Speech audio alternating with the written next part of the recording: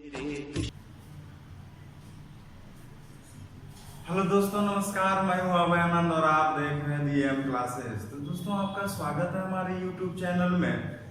तो दोस्तों, आज हम शुरुआत करने जा रहे हैं एक्सरसाइज 13.3 प्रोबेबिलिटी का ही ये पार्ट है। तो इसमें हम डिस्कस किए थे पिछला क्लास में बायस थ्योरम का, बेस थ्योरम का। तो हम उसी से रिलेटेड यहाँ पे प्रॉब्लम करने जा रहे हैं। देखिए, जो एग्जाम के पर्पज से बहुत ही इंपॉर्टेंट था दोस्तों, आप लोग ध्यान से देखिएगा और समझने का कोशिश कीजिएगा, क्योंकि जब तक प्रॉब्लम को आप समझते नहीं है तो तब तक वो आपका क्या रहता है, इनकम्प्लीट ही रहता है। आप भले ही एक कॉपी से दो कॉपी से 3 कॉपी 4 कॉपी उतार लीजिए, लेकिन वो आपका बेनिफिट देने वाला नहीं है। तो प्रॉब्लम को जहां तक हो सके समझने का कोशिश कीजिए दोस्तों। चलिए हम फर्स्ट नंबर प्रॉब्लम से चलते हैं। देखिएगा, प्रॉब्लम भी यहाँ अलग अलग तरह का है और प्रॉब्लम, हर एक प्रॉब्लम का हम कंप्लीट सोल्यूशन देंगे, तो आपको किसी भी प्रकार की कठिनाइयां नहीं होनी चाहिए। तो चलते हैं दोस्तों पहला प्रॉब्लम पे।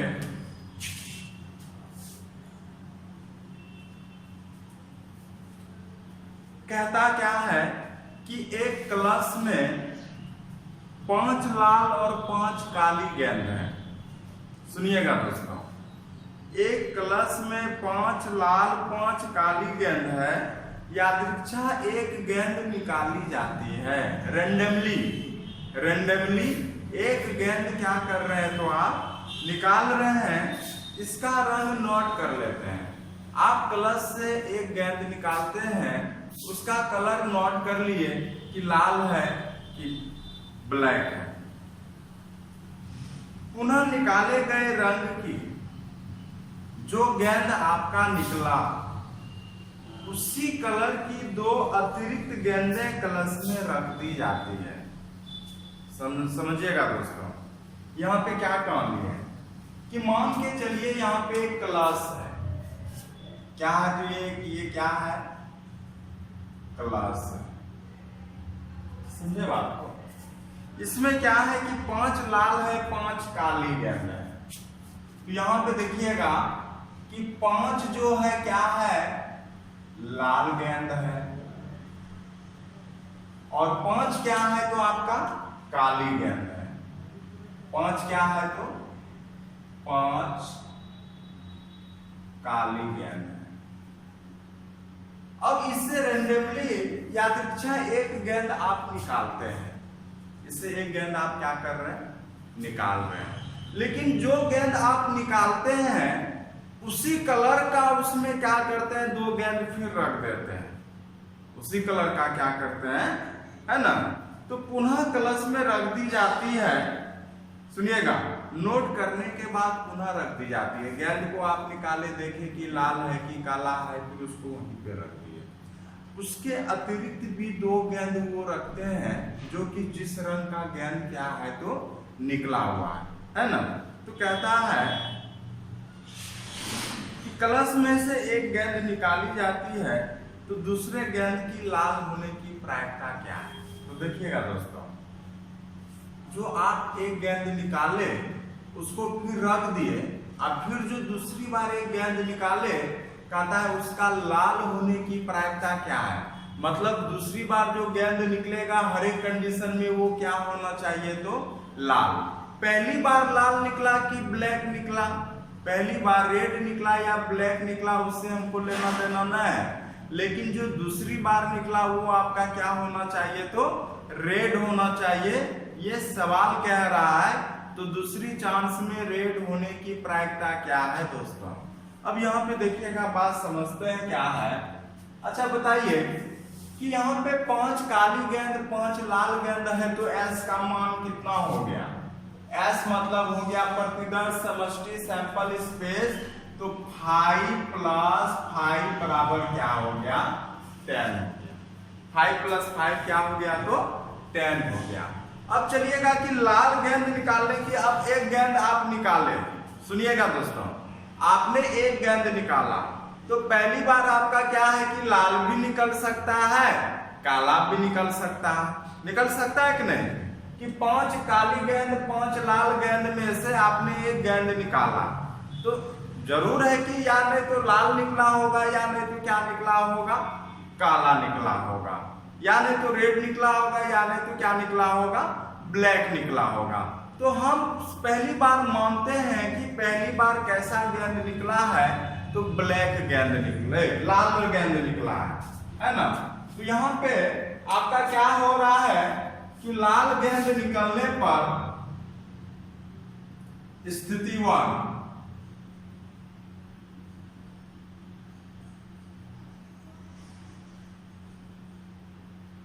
पहली बार लाल गेंद निकलने पर, पहली बार कैसा गेंद ले रहे हैं आप, लाल गेंद। अच्छा बताइए कि लाल गेंद निकलने की प्रायिकता यहाँ पे क्या हो जाएगा, हाँ बताइए।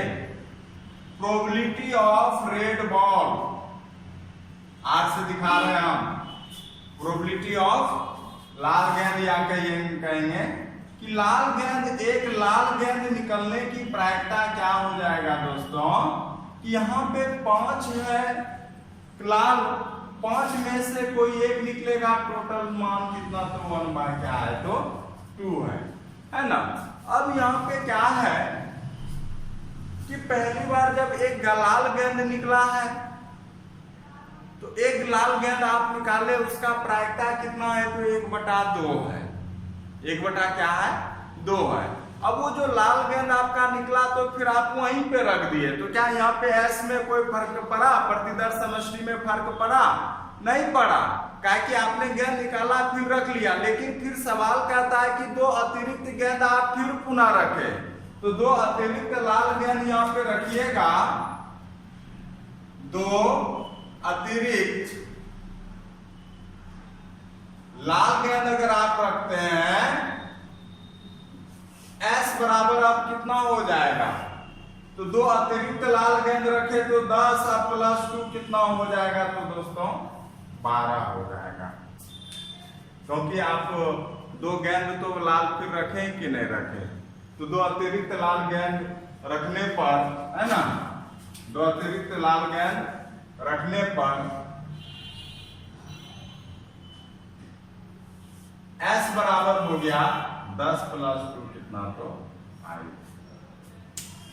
अब ये बात बताइए कि दूसरी बार जो कहता है कि लाल गेंद निकलने की प्रायिकता क्या है, तो दूसरी बार कौन गेंद हमेशा निकलेगा, लाले गेंद निकलेगा। दूसरी बार जो आप गेंद निकाल रहे हैं वो लाल गेंद ही निकलना चाहिए, क्योंकि सवाल पूछ रहा है, ब्लैक गेंद का नहीं पूछ रहा है। तो लिखिएगा पुनः लाल गेंद निकलने की प्रायिकता क्या हो जाएगा,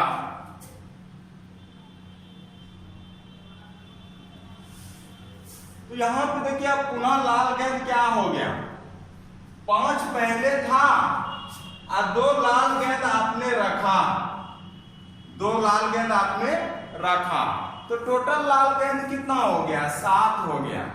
टोटल लाल गेंद अब कितना हो गया, अब 7 में से कोई एक निकलेगा, और S का मान यहाँ पे कितना हो गया, तो दोस्तों 12 हो गया। लेकिन अब यहाँ पे हम समझते क्या है कि पहली स्थिति में अगर लाल गेंद नहीं निकला होगा, आपने पहली बार निकाला लाल गेंद नहीं निकला होगा, पहली बार लाल गेंद निकला तो ऐसा कंडीशन निकला। अगर पहली बार लाल गेंद नहीं निकला होगा तो कैसा गेंद निकला होगा, काली गेंद निकला होगा, है ना। तो पहली बार काली गेंद निकलने पर स्थिति 2 लीजिएगा, स्थिति 2 लीजिएगा कि पहली बार काली गेंद निकलने पर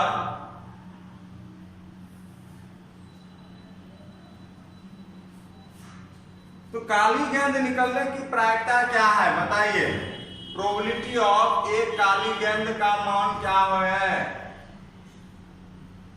चूंकि 5 में से एक काली गेंद निकला, 5 में से एक काली गेंद निकला तो 5 बाय कितना हो जाएगा, सैंपल स्पेस का मान कितना है तो 10 है, तो 1 बाय यहाँ पे भी क्या हो गया। तो दोस्तों अगर काली गेंद निकला होगा तो 2 अतिरिक्त काली गेंद आपको रखना है, कि पहली बार जैसे लाल गेंद निकला था तो लाल 2 अतिरिक्त रखे थे, लेकिन ये तो जरूरी नहीं है कि लाले गेंद निकल सकता है, काली गेंद भी तो निकल सकता है। तो 2 अतिरिक्त काली गेंद रखने पर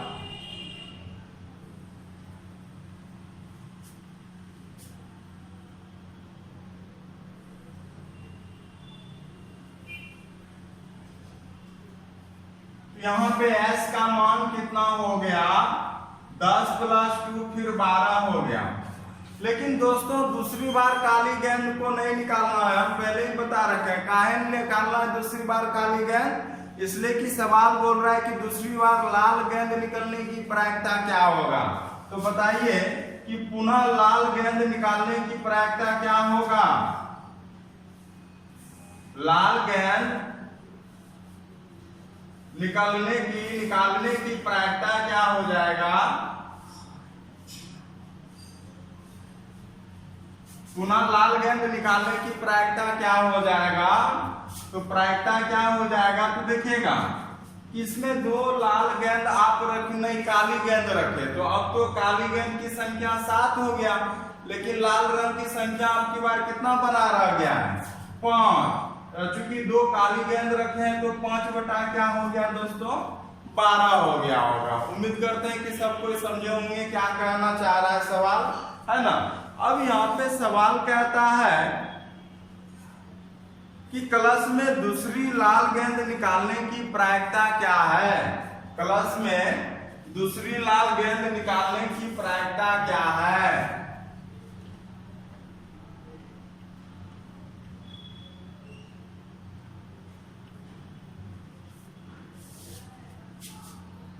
कलश से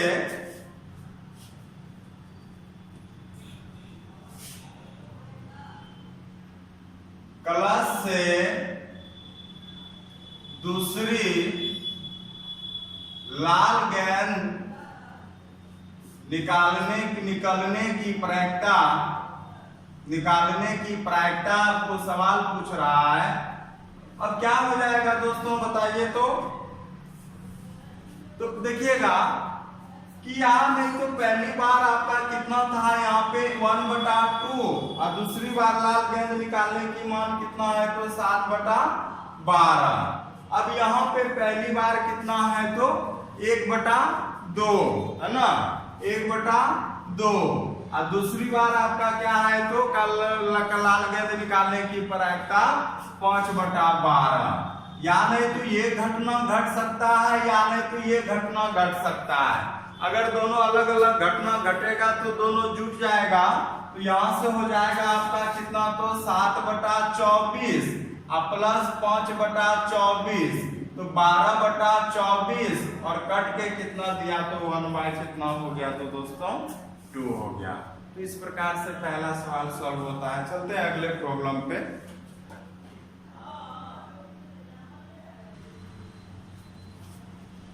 हम चलते हैं दोस्तों सेकेंड नंबर प्रॉब्लम पे। सेकेंड नंबर प्रॉब्लम कहता है कि एक थैले में लाल गेंद 4 काली गेंद है। एक थैले में 4 लाल 4 काली गेंद है तथा एक अन्य थैले में 2 लाल 6 काली गेंद है। तो दोनों थैले में से एक यादृच्छिक गेंद चुना जाता है, तो उनमें से एक गेंद निकाली जाती है जो कि लाल है। इस बात की क्या प्रायिकता है कि गेंद पहले थैले से निकाली गई है ना। तो देखिए दोस्तों यहाँ पे क्या है कि 2 प्रकार का थैला है, एक प्रकार का थैला नहीं है। सेकंड नंबर प्रॉब्लम में हम फिगर से बता रहे हैं, है ना। आप लोग को, हर एक बच्चे को ये प्रॉब्लम समझ में आना चाहिए इस तरह का कि यहाँ पे देखिए पहले एक थैले से निकालते थे। हम कल भी ये सवाल ये बात का जिक्र किए थे, लेकिन यहाँ 2 या 2 से अधिक थैला दिया रहेगा। तो एक थैले में 4 लाल 4 काली गेंद है। तो यहाँ पे जो है इस वाले थैले में यहाँ पे लिख रहे हैं 4 रेड और रेड मतलब लाल हो गया दोस्तों, और 4 क्या है तो ब्लैक है, गेंद है। फिर समझिएगा कि एक दूसरा थैला है, इसमें क्या है कि 2 लाल और 6 काली गेंद है। 2 रेड है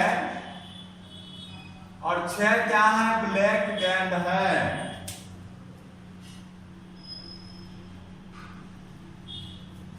इससे एक गेंद आप निकाल रहे हैं, इससे क्या कर रहे हैं, गेंद आप एक निकाल रहे हैं, है ना।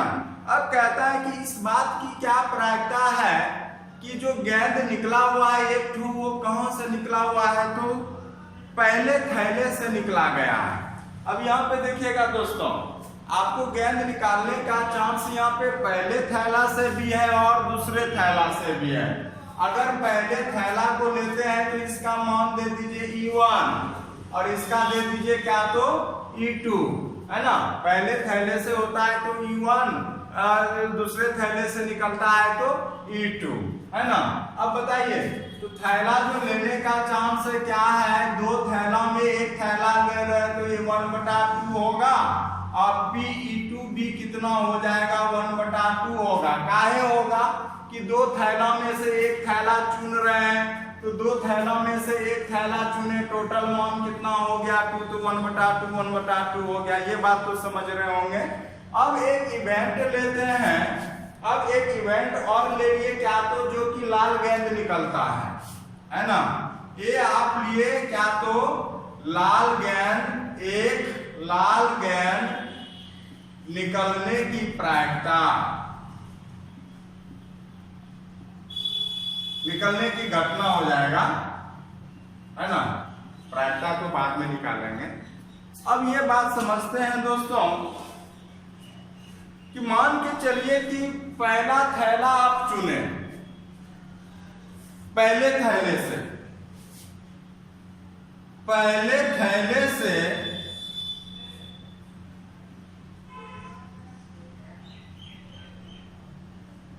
लाल गेंद निकलने की प्रायिकता क्या होगा, पहला थैला से लाल गेंद निकालने की प्रायिकता क्या होगा,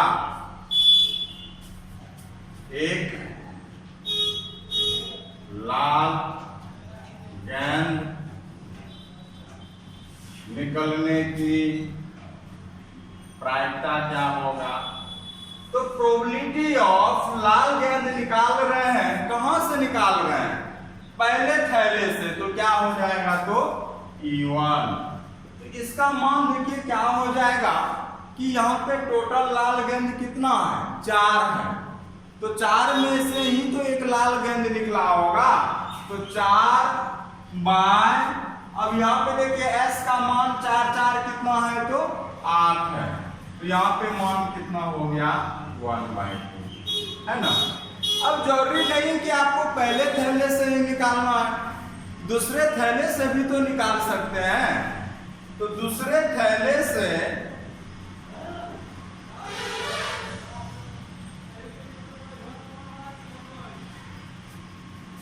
एक लाल गेंद निकालने की प्रायिकता क्या होगा, प्रोबेबिलिटी ऑफ A/E2। तो यहाँ पे देखिए दोस्तों, लाल गेंद कितना है, मात्र 2 है, तो 2 में ही तो एक लाल गेंद निकला होगा, तो 2 बाय क्या हो जाएगा, 8 हो जाएगा, 1/4। इतना यहाँ तक तो समझ गया होंगे। अब हम बात कर रहे हैं कि इसकी क्या प्रायिकता है कि वो जो गेंद निकला है वो पहले थैले से है। तो यहां से निकालेंगे, लिखेंगे हम कि पहले थैले से एक लाल गेंद निकलने की प्रायिकता जो होगा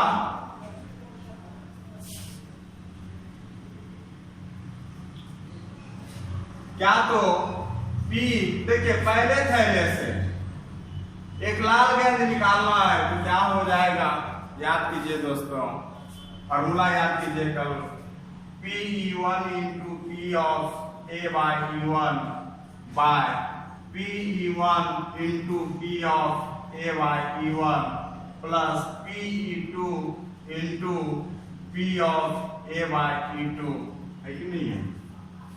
अब यहां से लिख सकते हैं आप मान, तो PE1 का मान 1/2 है, PA/E1 का मान कितना है, तो 1/2 है, बाय 1/2 into 1/2, यहां से देखा जाए 1/2 इंटू 1/4, अगर इसका मान देखा जाए तो हो जाएगा आपका कितना, तो 2/3। हल कीजिएगा, मान कितना हो जाएगा, 2/3। तो चलते हैं दोस्तों अगला प्रॉब्लम पे हम डिस्कस करेंगे अब।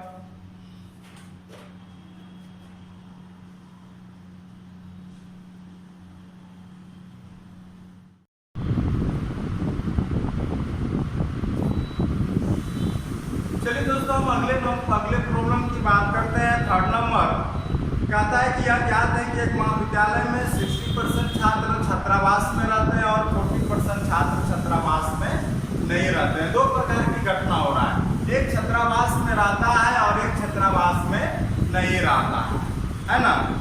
पूर्ववर्ती वर्ष के परिणाम सूचित करते हैं कि छात्रावास में 30% छात्र और जो छात्रावास में नहीं रहते हैं 20% छात्र ने A ग्रेड लिया। हाँ, वर्ष के अंत में महाविद्यालय से एक छात्र को यादृच्छा चुना जाता है जिसे कि A ग्रेड मिला हुआ है। तो कहता है इस बात की क्या प्रायिकता है कि वह छात्र जो A ग्रेड लाया वह छात्रावास में रहता है।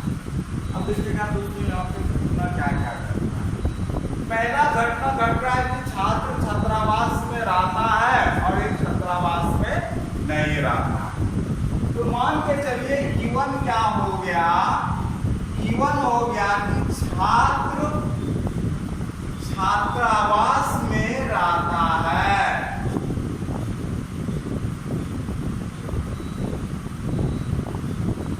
और दूसरी घटना क्या है E2 कि छात्र छात्रावास में नहीं रहता। दो घटना। अब जो छात्रावास में रहता है वो कितना है, तो 60% और 40%। अब प्रोबेबिलिटी अगर यहाँ पे निकालिएगा, PE1 का मान निकालिएगा तो 60% है तो 60/100 हो गया 0.6। हाँ, P/2 6 और 0 हटाइए यहाँ पे, है ना, बात करेंगे।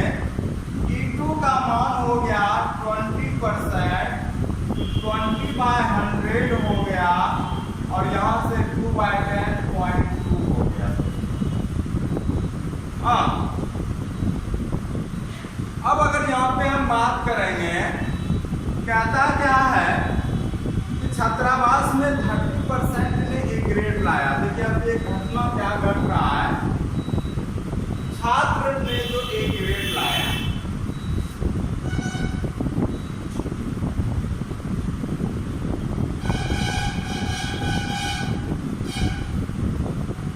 छात्र ने क्या किया, A ग्रेड लिया। अब छात्र ने A ग्रेड लिया, बताइएगा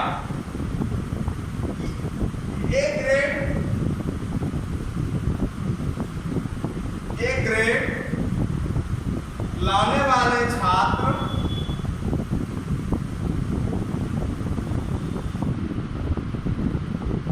जो छात्रावास से है, जो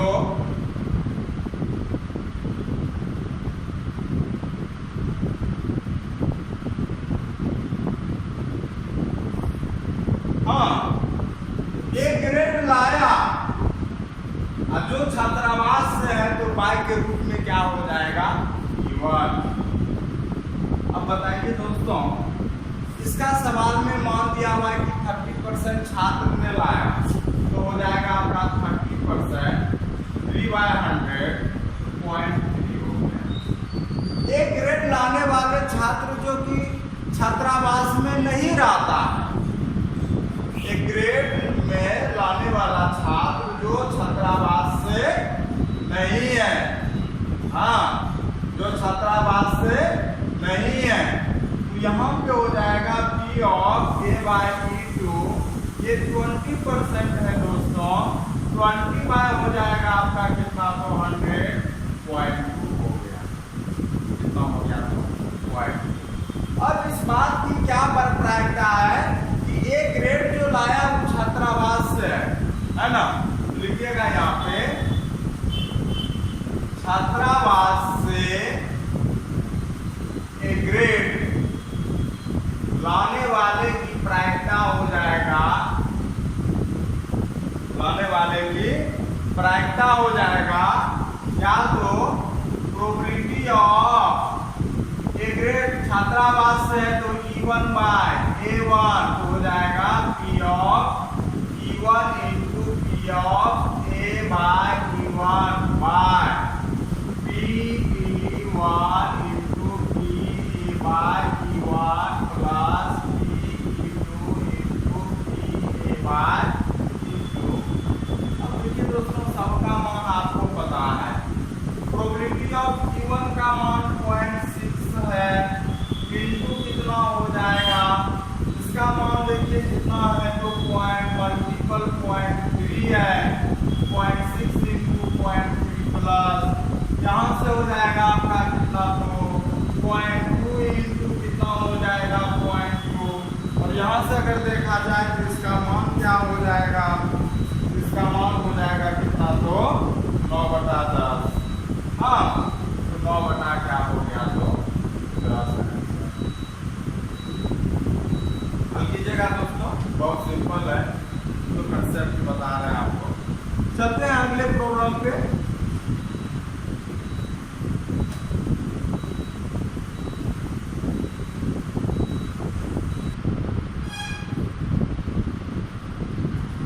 अब दोस्तों चलते हैं अगले प्रॉब्लम पे। प्रॉब्लम नंबर 4 कहता है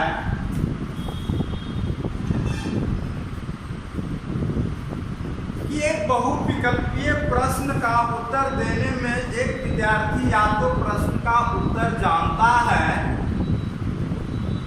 या वह अनुमान लगाता है कि मान लें कि उसके उत्तर जानने की प्रायिकता 3/4 है। देखिए दोस्तों, बात समझिएगा, या अनुमान लगाने की प्रायिकता कितना है 1/4 है। मान लें कि छात्र एक प्रश्न का उत्तर का अनुमान लगाने पर सही उत्तर देने की प्रायिकता 1/4 है, तो इस बात की प्रायिकता क्या है कि कोई प्रश्न का उत्तर जानता है यदि यह ज्ञात हो कि उसने सही उत्तर दिया। देखिए दोस्तों, बहुविकल्पीय प्रश्न आप जान रहे हैं, ऑब्जेक्टिव क्वेश्चन होता है जिसमें 4 ऑप्शन आपको दिया है, यानी तो वो जानता है यानी तो वो अनुमान लगाता है। देखिए 2 प्रकार का घटना रहता है, यानी तो वो उत्तर जानता है या नहीं तो वो उत्तर अनुमान लगाता है। तो पहला घटना क्या हो गया दोस्तों, E1 विद्यार्थी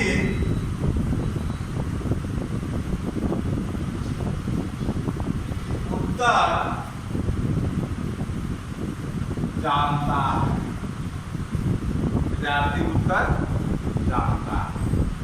एक और घटना घट रहा है, विद्यार्थी अनुमान लगाता है, विद्यार्थी उत्तर का अनुमान करता है, गेस करता है ये आंसर सही होगा कि नहीं होगा, है ना। 2 घटना होता है, उसमें भी बोल रहा है कि यदि उसके उत्तर जानने की प्रायिकता 3/4 है, इसका जो प्रायिकता है P1 जो उत्तर जानता है उसका प्रायिकता 3/4 है, और जो उत्तर अनुमान लगाता है उसकी प्रायिकता कितनी है तो 1/4 है। ये कौन कह रहा है, ये प्रॉब्लम कह रहा है। हाँ, मिस्टेक मत खाइएगा। फिर कहता है कि मान लें कि छात्र प्रश्न का उत्तर का अनुमान देने पे सही उत्तर देने की प्रायिकता 1/4 है। इस बात की क्या प्रायिकता है कि कोई छात्र उत्तर जानता है और उत्तर सही देता है। एक अब जो ऑप्शन आया ए, वो क्या हो गया, करेक्ट आंसर हो गया, सही उत्तर हो गया, है ना। अब देखिएगा यहाँ पे कि सही उत्तर देखता, सही उत्तर जब विद्यार्थी उत्तर जानता है उसका प्रायिकता क्या होगा?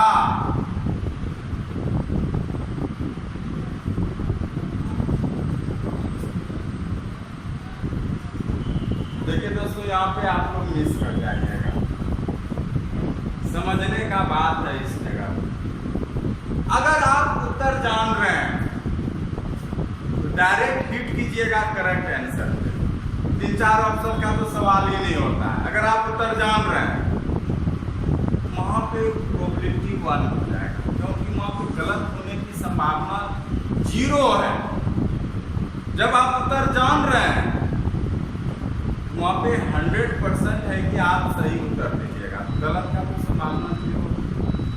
सही, यहाँ पे सही उत्तर जब विद्यार्थी उत्तर जानता है उसका प्रोबेबिलिटी क्या हो जाएगा? 1 हो जाएगा। अब कैसे 1 लिख रहे हैं आप इस बात को समझिए, यही कि आप सोचिए कि आप उत्तर जानते हैं तो क्या आप गलत उत्तर दीजिएगा? आप तो 100% सही उत्तर दीजिएगा। और जब सही उत्तर दीजिएगा तो वहाँ पे गलत का तो संभावना है ही नहीं, तो उस समय आपका प्रोबेबिलिटी कितना हो जाएगा? जब 100% की बात हो तो वहाँ पे आपका 1 हो जाएगा प्रोबेबिलिटी, है ना। अब यहाँ पे कहता है कि सही उत्तर जब विद्यार्थी उत्तर का क्या करता है? अनुमान करता है। सवाल कहता है कि उस समय जो उसका प्रोबेबिलिटी है कितना है? तो 1/4 है। सवाल पढ़िए आप, कितना है? तो 1/4 है। तो कहता है इस बात की क्या प्रायिकता है कि वह सही उत्तर देता है और वह उत्तर जानता है। जब वो उत्तर जानता है तो लिखिएगा यहाँ पे कि प्रोबेबिलिटी जब वह उत्तर जानता है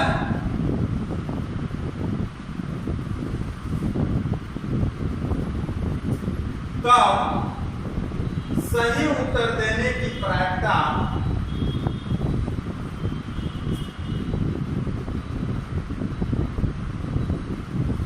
क्या हो जाएगा दोस्तों? सही उत्तर देने की प्रायिकता हो जाएगा PE1। देखिए पहले इसको लिख क्या सकते हैं आप बताइए तो?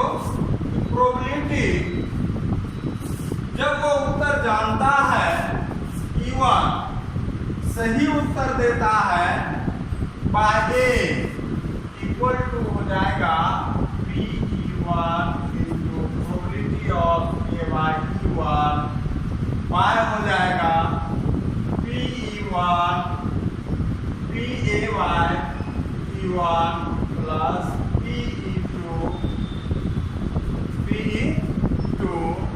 इंटू हो जाएगा probability of A bye E2। अब यहाँ से अगर मान रखते हैं आप, यहाँ पे देखिए PE1 का मान कितना हो जाएगा दोस्तों? 3/4। क्योंकि यहाँ पे PA बाय E1 का मान कितना हो जाएगा दोस्तों? 1 हो जाएगा। फिर यहाँ पे 3/4 इंटू 1 प्लस PE2 का मान कितना हो जाएगा? तो 1/4 प्लस, फिर यहाँ से हो जाएगा आपका 1/4 और इसको हल कीजिएगा तो दोस्तों आपका आंसर हो जाएगा 12/13। 12/13 आप हल कर लीजिएगा, क्योंकि हम यहाँ पे वीडियो में इतना सब कुछ हल करके नहीं बता सकते। जोड़ घटाव आपको खुद करना पड़ेगा दोस्तों। चलते हैं हम अगले प्रॉब्लम पे। लास्ट प्रॉब्लम है आज का।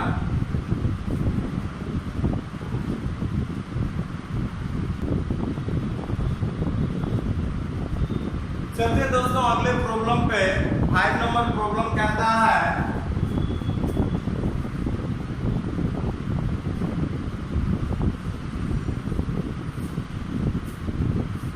किसी विशेष रोग के सही निदान के लिए रक्त की जांच 99% असरदार है। रक्त की जांच होता है वो 99% असरदार है, जबकि 1% क्या है कि असरदार नहीं है। गलत भी बता सकता है, सही भी बता सकता है। जब वास्तव में रोगी उस रोग से ग्रस्त है किंतु 0.5% किसी स्वस्थ व्यक्ति की रक्त जांच करने पे निदान रिपोर्ट गलत दे देता है। 0.5% जो है कि वो सही भी रहता है लेकिन रिपोर्ट क्या दे देता है? गलत देता है, यानी व्यक्ति को रोग से ग्रस्त बतलाया जाता है। मतलब है कि रोगी है कि नहीं और रोग बता दिया गया है ना।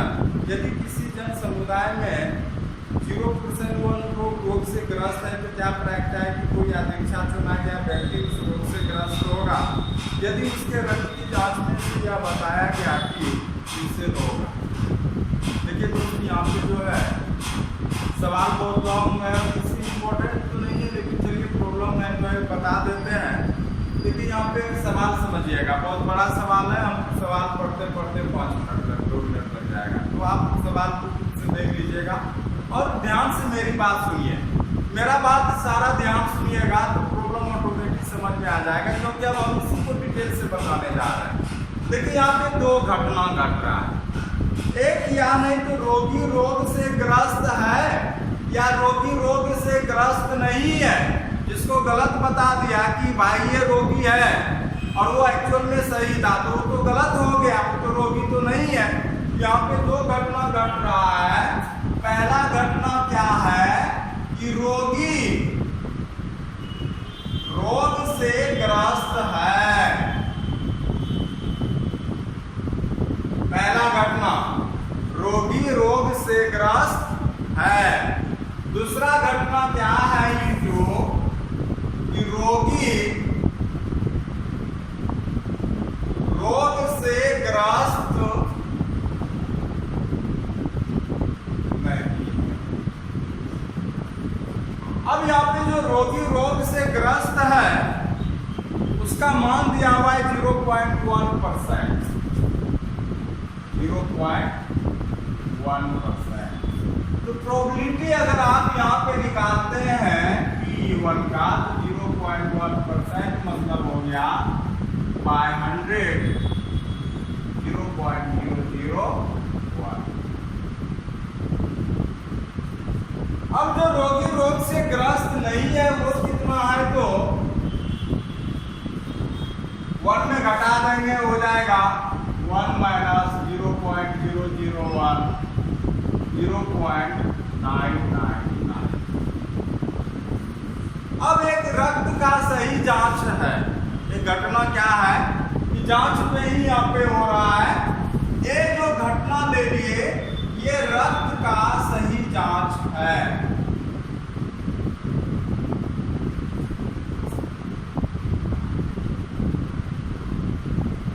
देखिए दोस्तों, यहीं पे आपको समझना है कि रक्त की जांच दोनों पे कर रहा है, जो रोगी रोग से ग्रस्त है और जो रोगी रोग से ग्रस्त नहीं है। मान के चलिएगा, पहली बात सुनिएगा दोस्तों, हम लिख नहीं रहे ज्यादा लैंग्वेज, आप लोग सुनिएगा लैंग्वेज। जब सही जांच ले रहा है कब? जब रोगी रोग से क्या है ग्रस्त है। तो इसको किससे आप डिनोट कीजिएगा? A बाय क्या तो E1 प्रोबेबिलिटी ऑफ, समझिएगा फिर बोल रहे हैं रक्त की सही जांच जब रोगी रोग से ग्रस्त है तो उसका मान देखिए सवाल में कितना दिया हुआ है तो 99% असरदार है। 99% असरदार है तो 99% तो उन्होंने सही रिपोर्ट दिया होगा ना। यहाँ से हो जाएगा 99/100 0.99। अब फिर सुनिएगा कि रोगी रोग से ग्रस्त खून का जांच जब रोगी रोग से ग्रस्त नहीं है, मतलब है कि खून का जांच लिया लेकिन गलत रिपोर्ट दे दिया, वो एक्चुअल में रोगी रोग से ग्रस्त नहीं था। तो ऐसे की संख्या कितना है तो 0.5%। यहाँ से लिखिएगा A/E2 मतलब ये क्या समझ रहे हैं? A मतलब हो गया कि रक्त का सही जांच कर रहा है, लेकिन E2 कहने का मतलब है रोगी रोग से ग्रस्त नहीं है, कुछ गलत रिपोर्ट दिया था ना। वो कितना है तो 0.5% मतलब हो गया 0.5/100 और यहाँ पे हो जाएगा 0.005%। अब निकालना क्या है दोस्तों आपको कि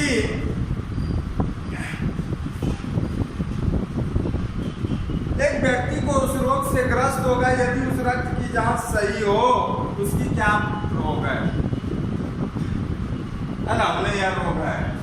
कहता है कि रोगी की सही जांच जब रोगी रोग से ग्रसित है, इसी का मान निकालना है। तो ग्रसित जब रोगी रोग से ग्रसित है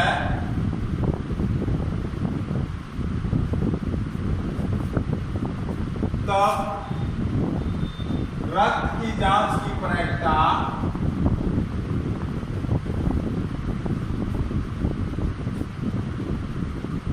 क्या हो जाएगा दोस्तों? प्रोबेबिलिटी ऑफ जब सही है E1 बाय